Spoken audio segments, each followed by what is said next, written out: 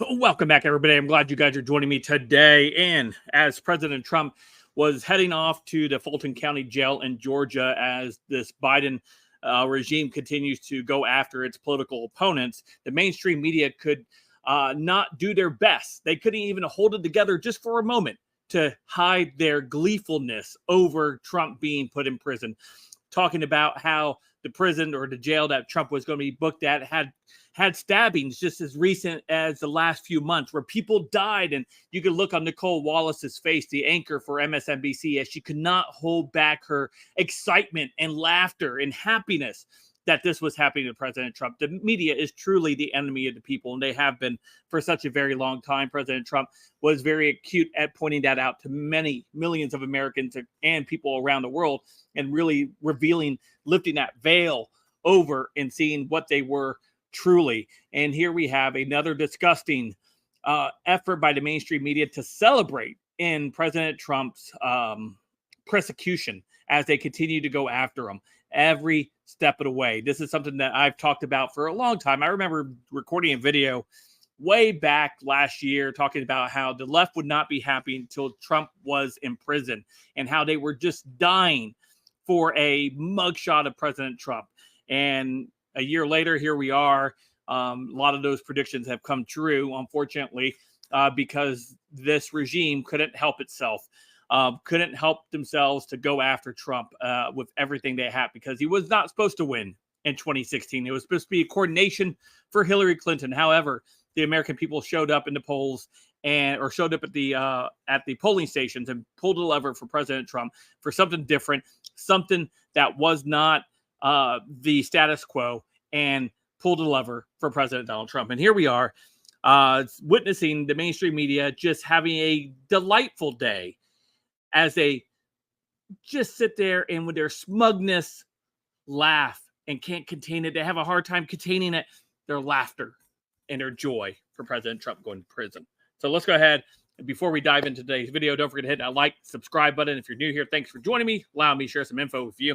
If you want to help support the channel, you can become a channel member, smashing that join button. You can smash that super thanks button as well. That helps out the channel tremendously. Or just simply smashing the like button, which is free. All right, let's go ahead and take a look what we have here coming to us from the X app, formerly known as Twitter. This is coming from the account known as End Wokeness. It says MSNBC Nicole Wallace tried but fails to stifle a laugh as she reports that Trump is being sent to an overcrowded jail with a reputation for violence and neglect. Stabbings are frequent. 3 people have lost their lives over the last month. Let's take a listen to this 45-second clip. Roll it. Just a few minutes ago, Donald Trump, the disgraced ex-president, the frontrunner for the Republican nominee for president, 4 times indicted, departed his golf club in Bedminster, New Jersey. He's en route to Fulton County, Georgia, via Newark Airport, we believe. He will surrender himself for processing at an overcrowded jail with a reputation for violence and neglect. A jail that is accustomed to holding defendants facing charges up to and including violent crimes, where stabbings are frequent. Actually, 3 people have lost their lives over the last month. That jail. Right there. Did you see her laughter? Look, one more time. Jail is where the disgraced ex-president of these United States is heading right now. Is where the disgraced that jail. Right there. Last month. That jail. She couldn't hold it. That jail.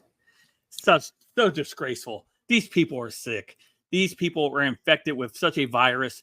They're infected with the obviously the Trump deranged syndrome, which has ran rapid in their brains, has broken them, and they sit there and they celebrate this. It's absolutely distasteful, un-American, and they should be ashamed of themselves. But they are not, and they're going to continue to sit there and try to push this. However, I believe the American people will have their final say. They will go to the polls and they will vote for what they want, the future that they want. Whether you are supporting another candidate right now, what's happening to President Trump is absolutely unheard of in this country.